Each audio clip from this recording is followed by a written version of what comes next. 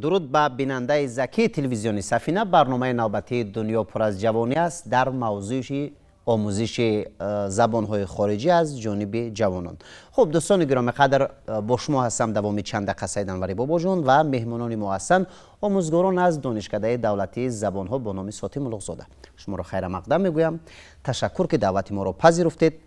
خب همگی میدونیم که به واسطه توجه اساسگذار صلح و وحدت ملی پیشوای ملت پرزیدنت کشور محترم امام رحمان، توجه حکومت کشور نسبت به آنه که مثلا جوانان امروز باید حداقل 2 و یا 3 زبان را دانند تا مثلا در مجرای زندگی از این آن مشکلی برآمده توانند. خب یعنی یک نظری نیک هست. اکنون به در پیروهای اونه که امروز به نظر شما همچون آموزگاران جوان توجه جوانان به آموزش زبان‌های خارجی از جمله به زبان روسی و انگلیسی و آلمانی و دیگر چگونه است؟ فکر میکنم اگر گوییم که بسیار هم سالهای آخر پیش رفته است خطا نمیکنیم، چرا که چون مسلم است دانشجویان جوانان اگر در نزد خود یک مقصد گذارند که مقصدی زبان آموزی باشد، خیلی که عالم بزرگی آلمان شاعری برجسته هنریخ میگوید اگر تو با یگان مقصد نایل گردیدن خواهی باید که مقصدهای خیلی بزرگ و برجسته را تو در نزد خود بمانی. یعنی که همون مقصدهایی که خیلی دورند و خیلی حدی بلند دارند، حدی آخرین دارند، همون حدی آخرین یعنی عاقبت آنها را باید فکر کنی تا به کجا آورده میرساند همین مقصدی تو باید همین چیزها را دانی و پس باید که برای عملی گردیدن مقصد خود شروع نمایی. بله. نه تنها دانشکده زبان‌های تاجیکستان را در سوالمان وارد می‌سازیم از آنه که جوانان این دانشکده چگونه رو آوردن به زبان آموزی. خب گمان میکنم بین جوانان زیاد میگردیم، شاید در المپیادها اشتراک کردیم، آگاه شاید باشیم از آنه که امروز توجه چگونه شده است نسبت به آموزش زبان‌ها. روندی بگم که وارد شوی برنامه تعلیمی با سیستم کردیتی این هم یک بگم که واسطه است یا که یک نمیدونم یک اصولی نو است که برای دانشجویان، برای جوانان، برای جلب جوانان واسطه خیلی خوب به حساب می‌آمد. مثلا پیشتر اگر نظر کنیم سیستمی که عنعنوی که بود در آنجا جوانان یعنی به هر گونه و هر نوع بگیم که با آموزش زبان ها مشغول میشن. حالا در مجموع یعنی همون اگر پره همین سیستم بر تطبیق شود، عملی کرده شود، فکر میکنم که برای پیشرفت، برای رشد آموزش زبان های خارجی یک سهمی نظر است یا اینکه یک چیز خیلی خوب خواهد بود. چون که در این برنامه تمامی همون فونکسی هایی که برای زبان آموزی در کار هستند، لازم هستند آموخته میشوند. از قبیل یعنی اگر پیش به نظر کنیم ما نداشتیم یگان دستگاه، یگان اسبابی که مثلا گوش کرده وای کنیم، نمیدونم گوش کنیم اون را سایقل دیم بهتر کنیم، خوبتر کنیم. الان حاضر بگیم که علاقه‌مندی با همین برنامه، با همین سیستم یعنی بالونی کردیتی چندین فونکسیون هست که با بگیم که در تطبیق میم بعدش مشخص میگردن، معلوم میگردن است. بله. خب ببینید مثلا منفیت آموزش زبان‌های خارجی به جوانان، عموما به ما جوانان در اون است که وقتی که ما زبان‌های خارجی رو خوب میدونیم، طریق پروگرام‌هایی که در سامانه‌های اینترنتی هستن میتوانیم وارد بگردیم به سایت‌هایی که در واقع ما نمیدونم از اون برای خود مبلغ کار کنیم، نمیدونم برای ساختن یگان لایحه جدید دست داشته باشیم و یا اینکه مثلا هنگامی که بیرون از مرز میشویم نان خویش را صاحب بگردیم. یعنی منفعت‌های خیلی زیاد دارد آموزش زبان خارجی و بیگمان هم به دلیل گفتم میتوانیم که توجه امروز خیلی زیاد است. ببینید که حتی از نورسان شروع کرده امروز توجه دارن با آموزش زبان‌های خارجی. یعنی که ایشون از آینده خوب دانستن زبان خارجی بیگمان و به حقیقت گفتن لازم که آگاهی دارن. در این زمینه هم ҷаноби олӣ муҳтарами Эмомалӣ Раҳмон қайд карданд ки агар мо хоҳем ки бо ҷомеаи бигем ки пешрафтаи башар баробар қадам гузорем, ҳатман бо омӯзиши забонҳои англисӣ ва русӣ таваҷҷӯҳи хоса зоҳир намоем. Чунки шумо тасаввур кунед, ҳар як забон ин як ҷаҳони дигар аст. Масалан, забони тоҷикӣ чӣ қадар намедонам таълифот, чӣ қадар асарҳо, чӣ қадар донишмандон, чӣ қадар як дунёи дигар аст. Анакун ҳамин дунё забони англисӣ аст ки бо доирааш васеътар аст. Бо ҳамин забони русӣ аст. Ино бигем ки ҳар як забон дар навбати худ бигем ки як ҷаҳони дигар, як дунёи дигара барои одам мекушоянд, пешниҳод мекунанд, инъикос мекунанд. Аллакай аз он ҷиҳат чизҳои зиёд дорад, таҷрибаҳои зиёд дорад, намедонам таълифоти зиёд дорад. خب میتونند که وای کنند. یعنی ببینید مثلا مردمی که بیرون از مرز به تاجیکستان میاد برای دانستن ابیات سعدی و حافظ و بدیل جامی و فردوسی و ثنایی و نمیدونم ده ها بر مردان ما یا که برای فهمیدن همون جایهای تاریخی ما، برای فهمیش مثلا یادگاری های تاریخی ما عموما تلاش میکنند که یک کمی آگاهی داشته باشن از زبان تاجیکی. پس ببینید وقتی که ما زبان‌های خارجی رو می‌دانیم حتما آگاهی می‌یابیم از نابغه‌هایی که بیرون از مرز مثلا در افشا و انکشاف و نمیدونم اختراع این یا اون چیزها دست داشته بودند. یعنی که یک منفعت‌های خیلی خوب بر ما دارد. خوب مرحمت معلمه عزیز، شما نیز در موردی خوب چون گفتن البته از منفعت‌های آموزش زبان‌های خارجی، از توجه داشتن جوانان، شما این نکته رو چگونه بیان می‌سازید؟ Для начала я бы хотела отметить, что изучение языков изначально было очень важно для человека. Но наблюдая за развитием стран, и за техникой, и за образованием, я считаю, что в нынешнее время изучение языков является очень актуальным. И так как язык является окном в мир, я так считаю. Я считаю, что это великая цитата, которой придерживается в основном все. И учитывая это, потребность изучения языков возрастает с каждым днем. Это мы наблюдаем не только в нашем институте и в остальных. Мы замечаем это потому, как студенты тянутся, и с каждым годом количество наших студентов увеличивается. Кроме того, что проходят занятия, у нас также есть, например, лингвопарк, который проводит дополнительные занятия по всем языкам, которые у нас существуют в Институте языков. И учитывая то, насколько большое количество студентов хочет там участвовать, мы замечаем, что действительно студентов все больше и больше привлекает изучение иностранных языков. Конечно же, они понимают, что для них это очень важно, как сейчас, так и в будущем. Ну и мы, преподаватели, в свою очередь, мы прилагаем все возможные усилия, чтобы обучить их тому языку, который они хотят. خب تشکر زیاد از اون که راه اندیشه کردید در مورد روند و یا متد و یا اصولهای آموزش زبانهای خارجی در دانشکده به دانشجویان یک کمک حرف زنید که از روی کدام متد و از روی کدام اصولها امروز شما جوانان را در این روحیه تربیت می‌سازید. خواهش میکنم. تشکر زیاد.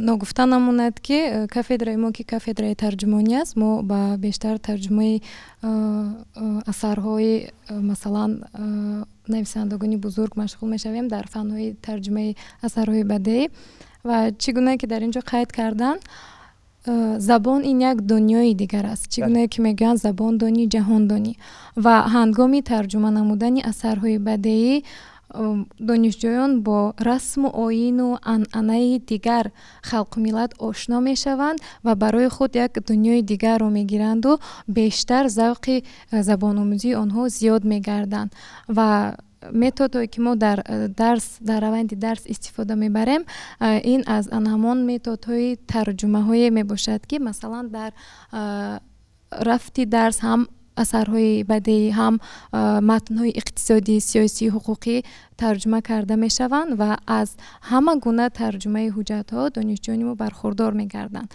و چگونه که اساسگذار صلح و وحدت ملی، پیشوای معظم ملت پرزیدنت جمهوری تاجیکستان محترم امامعلی رحمان از همه فرد تاجیکستان به خصوص جوانان دعوت به عمل میارند که به آموزش زبان‌های خارجی رو برند. ما آموزگاران و جوانان نیز در پیروی با پیشوای ملت به آموزش زبان‌ها مشغول شده جوانان رو در روحیه وطن دوستی тарбият менамоем. ва як чиз дигарро бояд қайд намоям ки ватани мо ки ватани биҳиштосо аст ва сайёҳон бештар ба ватани табиати ватани азизи мо рӯ меоранд ва аз ин ҷиҳат мо инчунин ихтисосҳои тарҷумон роҳбаладро низ омода менамоем ки онҳо сайёҳонро ба ватани азизамон роҳбаладӣ мекунанд. бале. хуб чун гуфтед ки ҳар кас ба забони худ сухандон гардад, донистани 100 забон осон гардад. бале, пас таваҷҷӯҳ ва ё хоҳиши донишҷӯён чӣ гуна аст дар масалан омӯзиши забони хориҷӣ, яъне забони англисӣ?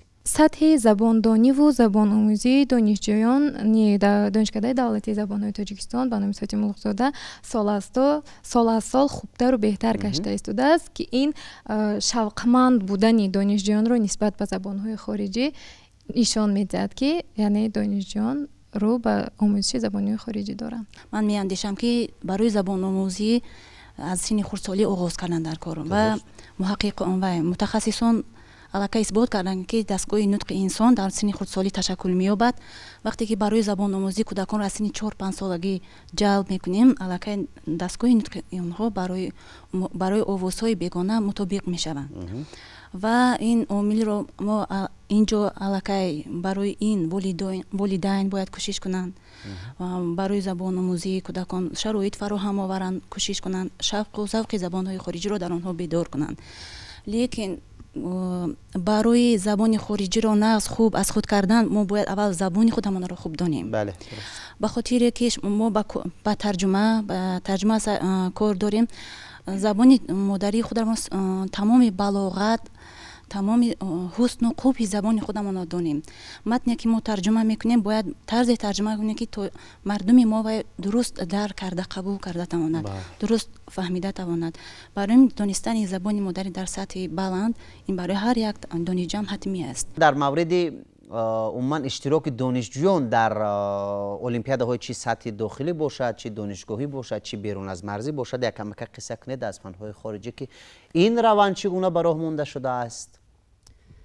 умуман агар мо назар кунем, олимпиадаҳо аз мактаб сар мешаванд, баъд оҳиста оҳиста олимпиадаҳои ҷумҳуравӣ мешаванд, вилоятӣ мешаванд ва донишкадавию ҷумҳуравӣ. баъд порсол ман худам шоҳиди, ман як мутахассисам чун забоншинос, муаллим забони англисӣ ва грамматикаи забони англисӣ худам иштирок карда будам ва баъд як чиз дидам ки умуман на танҳо масалан донишгоҳи давлатии забонҳо, балки ҳатто коллеҷҳо ва донишгоҳҳои дигар ки ниҳоят ба забономӯзӣ шавқ надоранд, лекин мутахассисони хуб мебароранд. аз як тараф агар бинем ки дар донишкадаи давлатии забонҳо умуман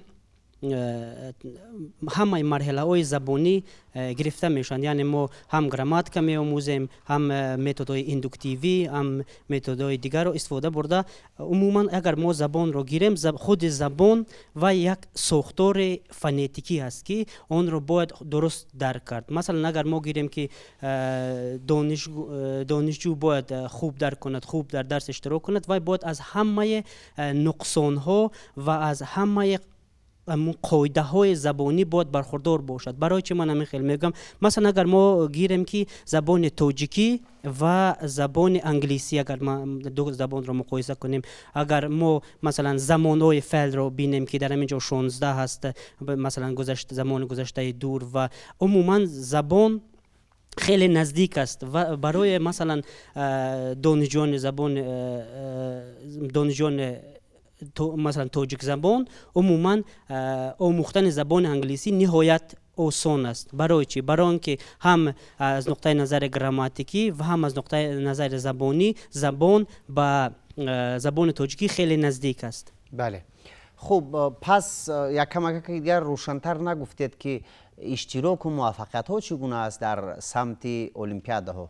дар самти олимпиадаҳо умуман беҳтаринҳо иштирок мекунанд, барои он ки онҳо дар сатҳи донишкадавӣ мегузаранд. баъд умуман сатҳи дониш онҳо хеле баланд аст. ин як чизи муҳим аст ки инро бояд қайд кард. масалан порсол ман дар олимпиада иштирок карда будам ва як духтарак аз коллеҷи тиббӣ гузашт. баъд сатҳи донишаш ниҳоят хуб аст мо ду бор ҳатто гуфтем ки наход ки инсон то ҳамин дараҷа хуб менависад ва як хато ҳам надошт. Дубора гирифтем, баъд мебинем ки духтарак ҳақиқатан ҳам сазовор буд. Яъне донишҷӯён то ҳамон дараҷае кӯшиш мекунанд ки сатҳи донишашон ниҳоят баланд аст. ҳатто баъзе вақтҳо фикр мекунем ки онҳо ҳатто аз соҳибзабонон ҳам хубтар медонанд, барои он ки ба ҳамин чиз сахт ҷалб шуда истоданд. акнун сари матлаби асосӣ омадаем аз оне ки боз мо кадом роҳҳоро пешбинӣ кунем, ки бо кадом восита метавонем ки аз ин беш таваҷҷӯҳи мардумро, таваҷҷӯҳи ҷавононро ба омӯзиши забонҳои хориҷӣ ҷалб бисозем, то ин ки масалан баробари забони хешро донистан, забони хешро хуб фаҳмидан, забонҳои хориҷиро низ хуб бифаҳмем, дарк кунем, сухан бигӯем, то ин ки масалан ҳар куҷое ки меравем воқеан дигар дасткӯтоҳ набошем. вақте ки инсон соҳибзабон аст, дасткӯтоҳ нест, метавонад дар ҳар ҷое ки бошад бо забони дароз сухан бигӯяд, бо мутахассис, намедонам як нафаре лозима. агар дар курсҳои аввал дар ҳамин ифтитоҳи омӯзиши забонҳои хориҷӣ донишҷӯён, умуман ҷавонон аз рӯи виҷдон хондану аз рӯи виҷдон иҷро кардани вазифаҳое ки супоришҳое ки аз тарафи омӯзгорон дода мешавад иҷро накунанд, яъне маълум аст ки мисли ҳамин мисраъҳои шеърӣ то ба охир онҳо ҳамин тавр забонро надониста мемонанд. ва як чизи дигар хеле муҳим аст ки ба ҳамин саволи шумо мувофиқ ҷавобаш ҳамин аст ки гумон мекунам дар бораи методҳо гап задем ҳозир, методҳои анъанавӣ масалан буданд, ҳоло бошад ғайри анъанавӣ. ҳар як омӯзгор бояд методҳои чихел ки инҷо якчанд методҳо номбар карда шуданд, коммуникативӣ яъне муоширатӣ, методҳои интерактивӣ яъне ҳамфаъол будан бо ҳамдигар, методҳои лоиҳавӣ ҳастанд, методҳои проблемавӣ ҳастанд. ҳамин методҳоро агар ҳар як муаллим дар амал иҷро кунад, ман фикр мекунам ки дониши ҷавонон, донишҷӯён хеле баланд мешавад. барои чӣ? барои он ки мо мақсад дорем дар таълими забони хориҷӣ ташкил намудани муоширатро, дар даст муоширатро, яъне ки машқ мекунанд сухангӯӣ, гуфтугӯ карданро. агар донишҷӯ гуфтугӯ кардан малакаҳои гуфтугӯӣ надошта бошад, малакаҳои шунидан, фаҳмидан, тафаҳум надошта бошад, хондан ва хат надошта бошад, ин масъалаҳои мо, ин проблемаҳои мо ҳал намешавад. бинобар ин донишҷӯён хеле дар сатҳи баланд бояд ин чизҳоро омӯзанд ва омодагӣ бинанд барои забондон шудан. ва гуфтан ҷоиз аст ки дар омӯхтани забонҳои хориҷӣ бояд се зина чи ба анҷом расонида шуда бошад, яъне ки зинаи А, зинаи Б ва С. яъне ки омӯзгорон зинаи С-ро доранд, яъне С1, С2-ро соҳибанд. донишҷӯён бошанд зинаҳои аз А, А1, А2, Б1, Б2 сар карда то ҳамон зинаи С рафтанашон дар кор аст. бинобар ин барои амалӣ гардидани ҳамин зинаҳои таълимӣ мо дар донишкада чӣ дорем? Курсҳои омӯзишӣ дорем. Курсҳои омӯзишӣ аз забонҳои англисӣ, фаронсавӣ, олмонӣ гузаронда мешаванд ва дигар забонҳо албатта гузаронда мешаванд ва ана ҳамин курсҳо ва дарсҳое ки анъанавӣ мегузаранд дар ҳар 4 сол масалан бакалавру магистратура таҳсил карда мешаванд, ана ҳамино ёрдам мекунад, ёрӣ медиҳанд барои баланд бардоштани сатҳи забономӯзии ҷавонон, донишҷӯён. мо дар назди кафедра маркази рушди забони англисӣ дорем ки дар он ҷо клубу баҳсҳои мунозиравӣ, яъне баҳсҳои вай Debate and Discussion Club гуфта номгузорӣ шуда вай мегузаранд. ҳар дар як моҳ 2 маротиба онҳо гузаронда мешаванд ва албатта бо ҷалби устодони варзида, бо ҷалби устодони бо таҷрибаи кафедра. хуб дар ин маврид донишҷӯён на танҳо аз факултет, балки аз донишгоҳҳои дигар ҳам, масалан аз донишгоҳи миллӣ, дигар донишгоҳҳо метавонанд дар он ҷо иштирок кунанд. Во-первых, я хочу сказать, что заинтересованность студентов в изучении иностранных языков, во-первых, зависит от методики преподавания учителей. То есть, насколько им будет нравиться изучать иностранные языки, все это зависит в первую очередь от преподавателя, от того, какими методами он пытается привлечь студентов к изучению различных языков, какие методы, какие средства он использует, как он их пытается заинтересовать в этом. Все это зависит от преподавателя. Допустим, я считаю, чтобы привлечь более слишком большую заинтересованность студентов, нужно использовать новейшие технологии, например, презентации. А для этого, конечно же, нужно, чтобы аудитории были оснащены новейшими технологиями, электронными досками, проекторами. И это является ступенью для того, чтобы заинтересовать студентов. Конечно же, дальше идет методика преподавания, что он использует во время своих занятий. Ну а самое главное, я считаю, чтобы заинтересовать студентов, важно показать им то, чего добились студенты, которые изучили тот или иной язык. То есть, чего они достигли после изучения языка и получения диплома. Например, наши студенты, окончив китайский факультет китайского языка, многие из них получили работу уже в Китае. И сейчас они там и работают, и учатся, и у них карьера продвигается вперед и вперед. Я считаю, что это является большим стимулом, мотивацией для студентов, которые хотели бы изучить какой-то язык, наблюдая за тем, чего добиваются студенты, которые изучают иностранные языки. ба назари шумо мо бо пешниҳоди кадом корҳо метавонем ки шавқи ҷавононро бедор кунем дар мавриди омӯзиши забонҳои хориҷӣ? забондонӣ дар он ҳолат комил ҳисобида мешавад ки вақте ки ҳар 4 маҳорати забономӯзӣ мукаммал бошад, масалан шунавоӣ, нутқ, хондан ва навишт. дар баробари оне ки ман аз фанни грамматикаи забони англисӣ дарс медиҳам, дар баробари ин ман ба донишҷӯён пешниҳод менамоям ки маҳорати шунавоии худро инкишоф диҳанд. Чаро? Чунки вақте ки тифли навзод ба дунё меояд, модар сараввал ба вай қаламу дафтар намедиҳад. Модар сараввал ба тифли навзоди худ бо лафзи ширин сухан мекунад. Ва дар ин ҳолат вақте ки тифл суханҳои модарро мешунавад, дар майнаи худ вай коркард карда, бо мурури синду соли худ забони вай инкишоф ёфта ба нутқ сар мекунад. Баъдан ба масалан мактаб рафта забонро пуррагӣ аз худ меомзад. Барои ин ман ба забономӯзон маслиҳат медиҳам ки дар баробари инкишоф додани савияи хонишу навишти худ инчунин аудиовидеоҳои забони англисиро гӯш карда ва метавонанд масалан сурудҳои забони англисие ки ба онҳо писанд аст, онҳоро гӯш карда, матни онро азёд карда баробари масалан ҳофизҳо талаффуз намоянд, ки барои инкишофи нутқи забономӯз хеле ҳам муфид аст. Чун муаллим инҷо қайд кардан, забон худ ин сохтори фонетикиро низ дар бар мегирад. Забон низ нутқу ҳарфу гуфтор аст. хуб, ташаккури зиёд. чанд лаҳзае ки бо шумо дар суҳбат будам, аниқтараш бисёр шод гардидам ки аз ҷониби шумо андешаҳои тозаро дар мавриди омӯзиши забонҳои хориҷӣ миёни ҷавонон ва ё таваҷҷӯҳи ҷавонон нисбат ба омӯзиши забонҳои хориҷӣ шунидам. хуб, гумон мекунам бинандае ки ҳамин ҳоло моро тамошо кард, аз пешниҳоди андешаҳои шумо барои худ чизе бардошт кард. агар ҳамин гуна аст, мо худро хеле муваффақ меҳисобем. хуб, чун пешниҳоди андеша шуд ки ҳар касе ки масалан забони модарии хешро эҳтиром мекунад, хуб медонад, огаҳ аст аз ҳама воситаҳои забони модарии хеш, пас метавонад ки забонҳои ғайрро низ хуб аз бар кунад. хубии кор дар он аст, бинандаи азиз, ки ҳар касе ки забонҳои хориҷаро медонад, метавонад ҳаргоҳе ки берун аз марз шавад, аз фарҳангу суннату аз умуман расму оини дигар халқиятҳо ба хубӣ огаҳ шавад. яъне манфиати калон дар ин аст.